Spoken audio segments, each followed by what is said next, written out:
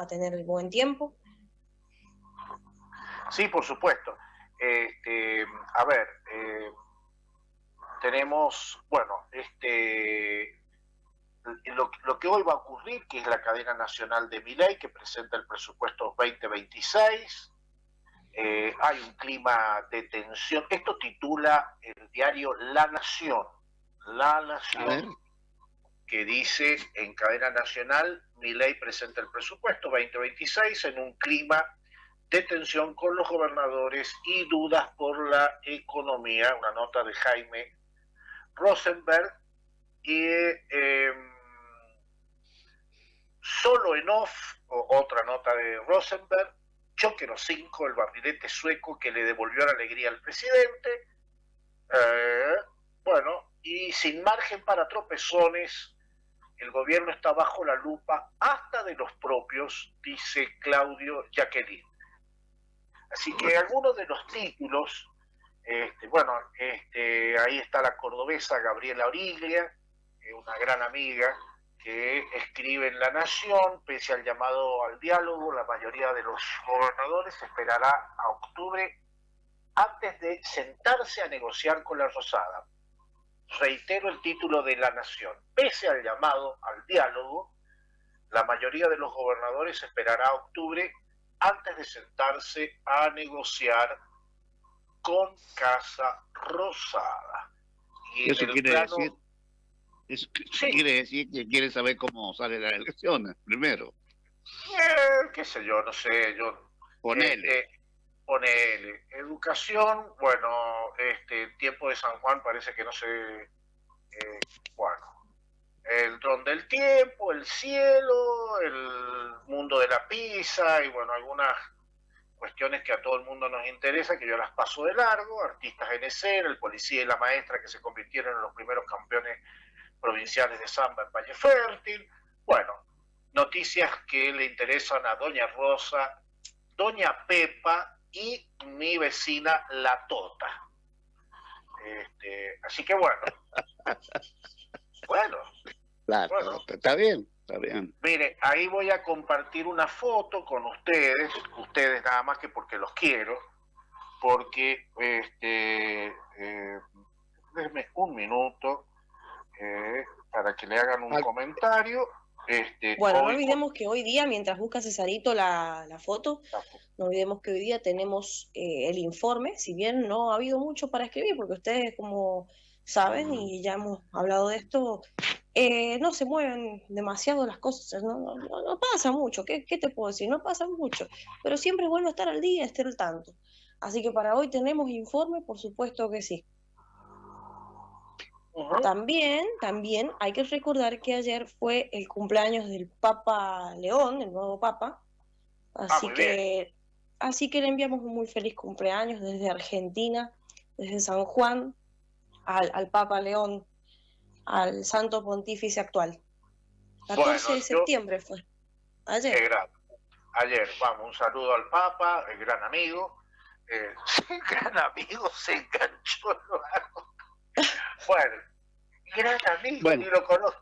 Bueno, ahí tenemos la foto que la compartí en el grupo. Hoy su primera práctica de la señorita Faustina en tribunales con Paula Carena, esta fiscal cordobesa. Así que primera práctica, la carita de estos niños, mm, bueno, ya no son niños, 21 años, en tribunales. Un fin de semana donde muy lindo el programa de ayer, donde nos quedamos siempre con ganas de hablar, más y más, con Bueno, muchas Gustavo. felicidades para Faustina y para sus compañeros que son el futuro de la provincia y de Argentina, así que todo el apoyo desde aquí. Muchas ¿Quieren gracias. que empiece con lo de los vetos y explicar todo esto? Sí, sí, denme unos quería, minutitos, espérese que denme unos minutitos. quiero agregar algo que tiene que ver con la relación de los gobernadores con el presidente, con la Casa Rosada, como decía. En realidad están muy preocupados porque ya el veto a los ATN los ha colocado en bastante desventaja y ya Milei seguramente va a potenciar eso, que es hacer algunos adelantos, en el sentido, algunos acuerdos, especialmente para compensar deudas entre nación y provincia. O sea, la situación, como dice la nación, entonces es tensa, porque, claro, acá el gobierno nacional se queda con la plata y las provincias se quedan con las deudas. Una cosa bastante delicada que seguramente en esto va a tener un fuerte impacto. Sí, César. Sí, Sí, bueno, sí, ayer, tengo... perdón, doña Paula, bueno, es porque ayer nada más que hizo el comentario el joven Carlos Ramón con Américo Sirvente de que había sido en 1999 Américo Sirvente había puesto en escena a la séptima digital. Prácticamente no había internet, así que, o sea, estaba iniciándose el internet y bueno, este joven Carlos Ramón Castro Espinosa, periodismo de anticipo, lanzó la séptima digital con mucho orgullo, así que felicitaciones por ese lado.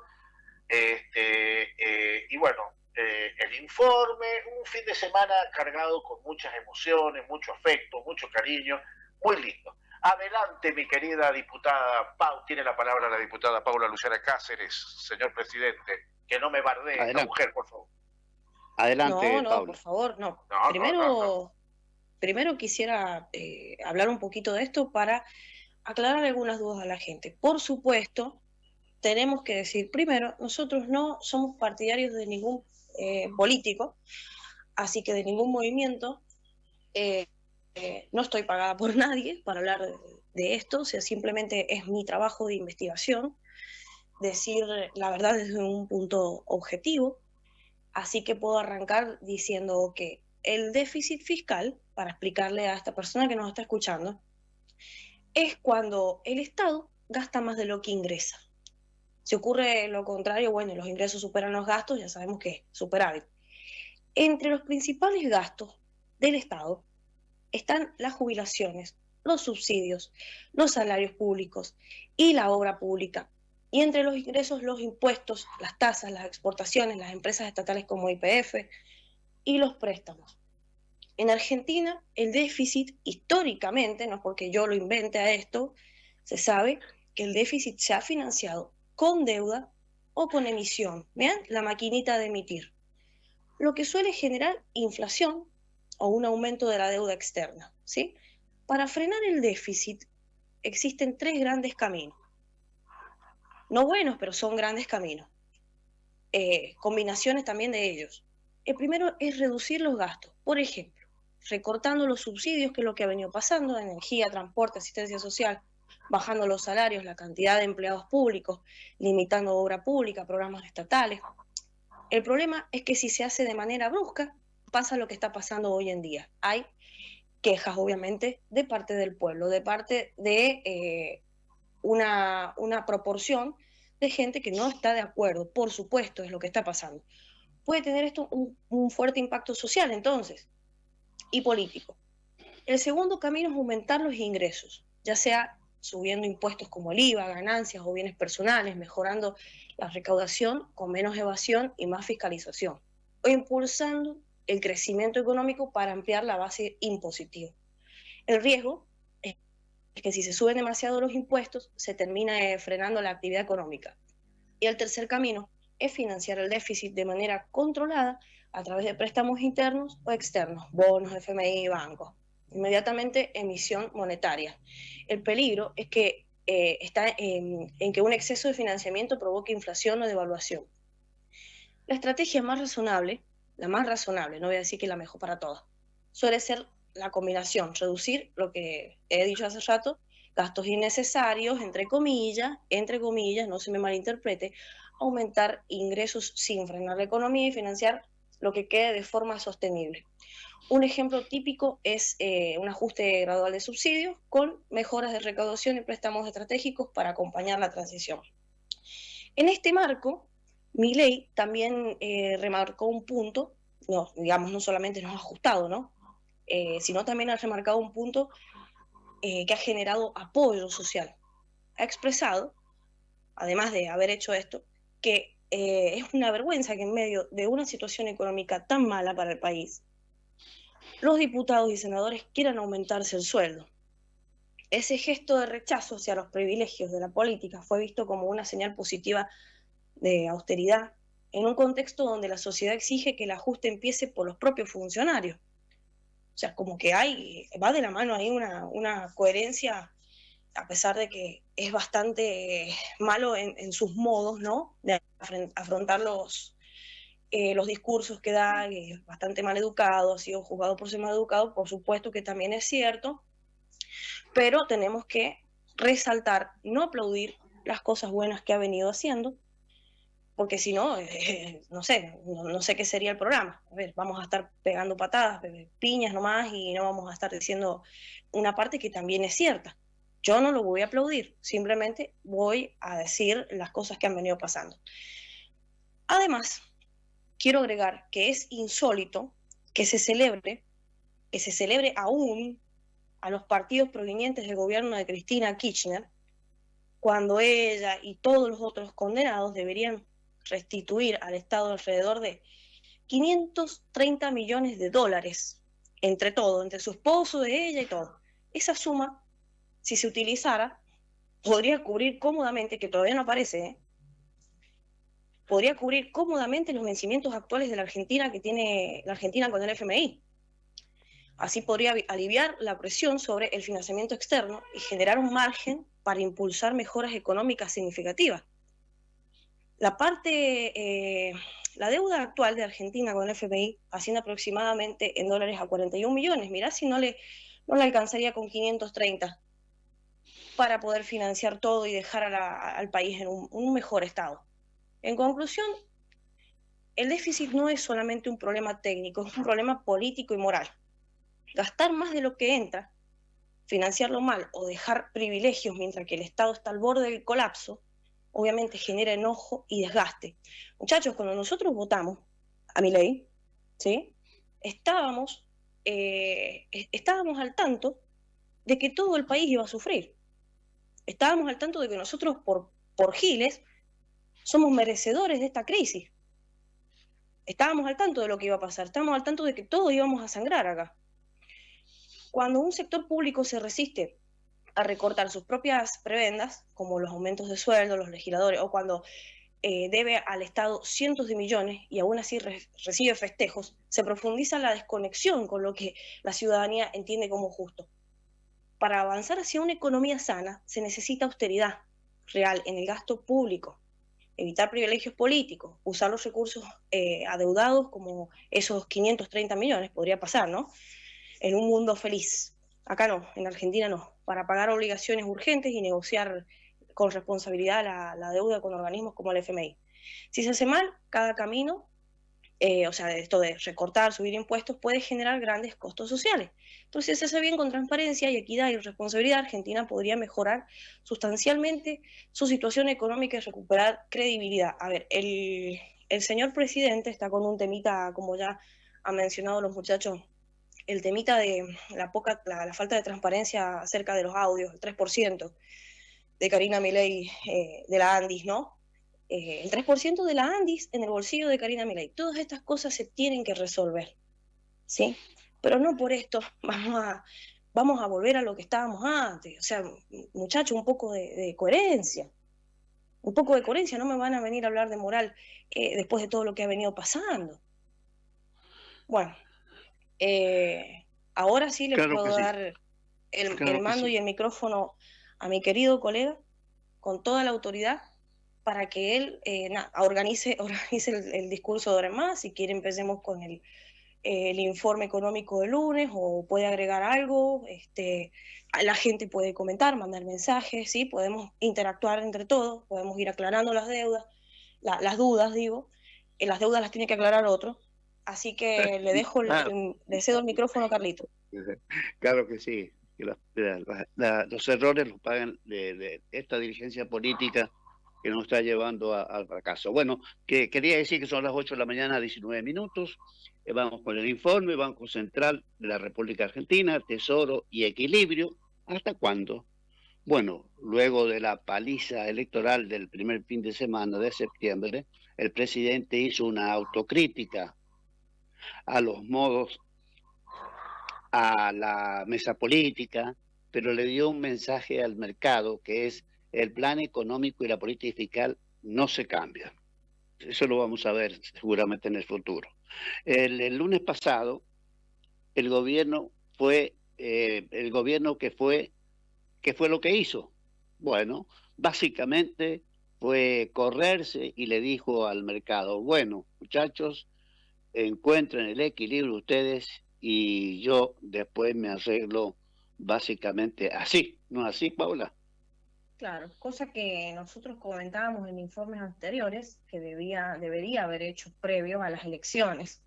Sucede que por ahí uno pensaba que el lunes iban a subir los encajes, vender futuros, vender spot, dejar correr el tipo de cambio y cambiar las regulaciones, etcétera. Ahora bien, sucede que las regulaciones ya fueron usadas, el spot también, los futuros vendieron camionadas y así. Entonces, lo más lógico fue correrse y dejar que el mercado encontrara el equilibrio. Y sí, obviamente iba a ser en el techo de la banda cambiaria. Parece que por ahí una decisión premeditada esto, ¿no?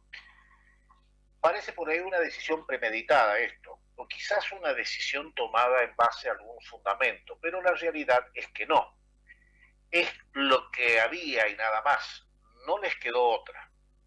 Entonces, eso ya lo dice al gobierno, que el mercado tiene el sartén por el mango ahora. En concreto, el lunes, el riesgo país se lo pone el mercado en 1000 puntos básicos.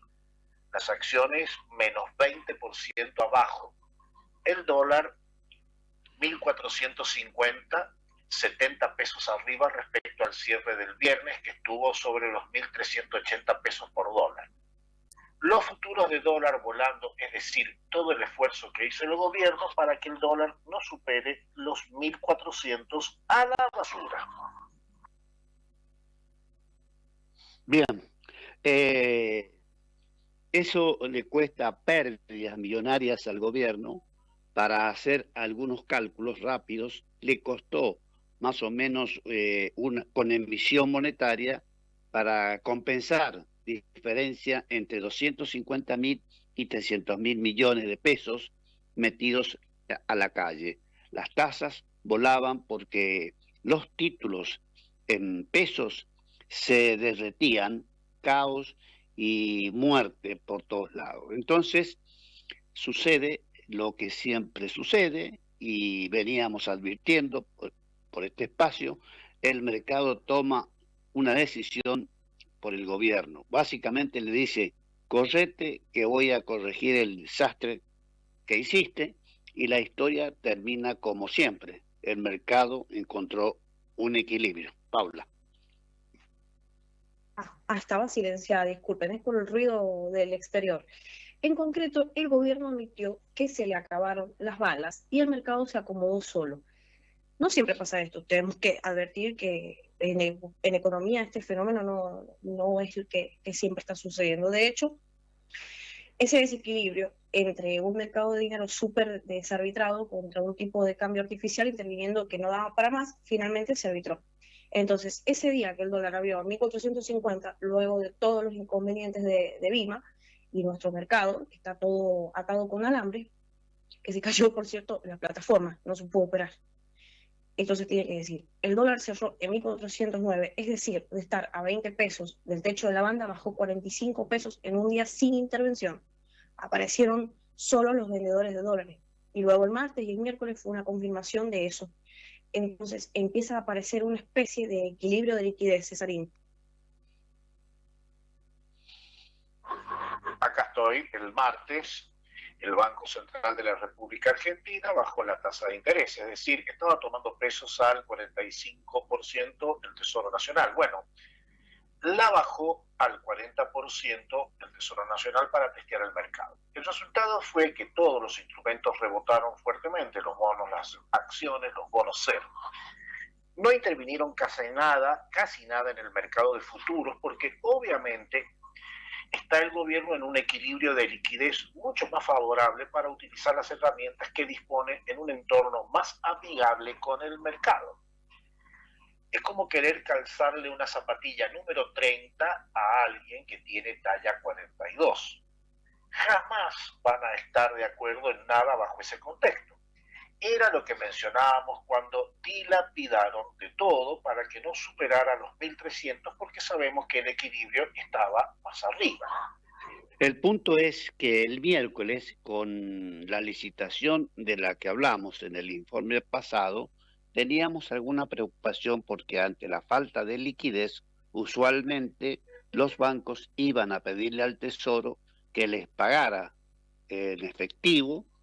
El Tesoro por ahí quizás se rehusaba a ese procedimiento, argumentando que esos pesos iban al dólar y el resultado era una suba de encajes nuevamente.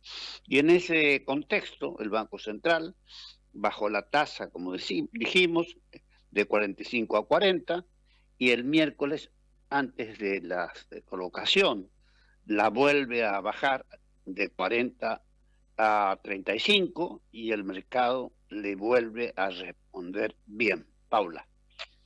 Bueno, todos estos son datos que ya están, digamos, a la luz, que se pueden confirmar, por supuesto. Nosotros habíamos visto que el monto a renovar era relativamente variable, eran 7,2 billones, recordando y comparando, por ejemplo, lo que fue en agosto, que eran 35 billones de pesos. Habíamos observado que por ahí la dinámica era distinta esta vez, que los bancos no iban a demandar títulos para encajar porque los depósitos en pesos no habían crecido y el gobierno con las curvas mejorando y las tasas de interés bajando, ofreció todos los títulos de vencimiento post elecciones en octubre. Y en simultáneo, el Banco Central de la Nación Argentina, de la República Argentina, tiene un monto de pesos tomados, entonces esto como que medio nos dio una pauta de que la liquidez estaba mejor, que había un exceso de liquidez. Exceso es una palabra amplia, pero sirve para describir lo que pasó, porque si la liquidez es justa o falta, no hay plata que vaya al central, al contrario, que era la dinámica de los últimos meses. Y algo mostró el central el martes y miércoles bajando la tasa. Te baja la tasa a muestra de que ya no necesita tantos pesos. En conclusión, si hay plata puesta en el central es porque ese dinero sobra en el sistema. Entonces, en la licitación del miércoles, el Tesoro solo renovó 6.6 billones de los 7,2 billones a tasas del 3,9% mensual, que a nuestro entender es un delirio absoluto, viendo la inflación al 1,9%. Pero bueno, venimos de renovaciones al 4,5% y es una mejoría, Carlos. La diferencia entre 6,6 y 7,2 billones de pesos no la renovó. De hecho, le ofrecieron renovarlo, pero el Tesoro no quiso convalidar tasas más altas y lo pagó en efectivo, sin subir los encajes, y el mercado otra vez respondió bien, con la tasa de caución al 40% estable y un tipo de cambio tranquilo, sin intervención, Paula. Como habíamos mencionado, es algo prematuro, pero el camino es por acá, porque el dólar está a muy pocos puntos del techo de la banda, donde le esperan 22.000 millones de dólares que tiene el central para descargar. Pero bueno, tampoco es bien visto por el mercado saber que el gobierno ya empezó a vender los dólares del FMI. Por otra parte, las reservas brutas son 43.000 millones, pero netas del Banco Central tiene 11.000 millones, que recordemos, en diciembre de 2023 veníamos negativo, 11.000 millones, para lo cual el Tesoro le transfiere 22.000 millones al Banco Central para sanear el balance. Es como que le pido plata a un amigo para pagar un préstamo al banco, mi pasivo se sanea, salgo del veraz y le debo a un amigo. Bueno, el Tesoro tiene vencimiento los próximos meses por 8.000 millones, por ende le va a volver a pedir al Banco Central ese préstamo, por lo cual estaría cerca de volver a quedar negativo el Banco Central. Estas son cosas que ve el mercado y no gustan para nada. En conclusión, la imagen del gobierno políticamente se sigue deteriorando, el central se ajusta, el cinturón para las elecciones de octubre, donde el mercado se va a volver a poner tomador en el dólar cerca de la banda. Y la verdad, no vemos con buenos ojos, como dijimos, saber que el Banco Central estará vendiendo dólares del FMI, dólares que, como mencionamos varias veces, cuando te los vengan a pedir, no los vas a tener. En el mercado de acciones y bonos, muchísima volatilidad e incertidumbre, porque al parecer parte del mercado, al menos de los bonos, ya empiezan a poner en precios de default a los bonos, empezando a pricear un cambio de gobierno en el 2027, no tan amigo del mercado. Recordemos que el mercado empezó a subir eufóricamente a mitad del gobierno de Alberto Fernández, un mercado repleto de regulaciones, parking, ustedes saben que puso sus trabas cambiarias, y esto lo sigue explicando también Paula. Bien, la única opción que tiene el gobierno hoy es dejar que el mercado encuentre su equilibrio, tal como usaron ese relato para la campaña presidencial de Adam Smith. La mano invisible del mercado siempre encuentra su equilibrio sin la necesidad del Estado presente. Bueno, eso ha sido todo con el informe de hoy. Será hasta el miércoles que volvemos con más noticias al respecto. Si mis compañeros me permiten, quiero dar un poco de luz a lo que viene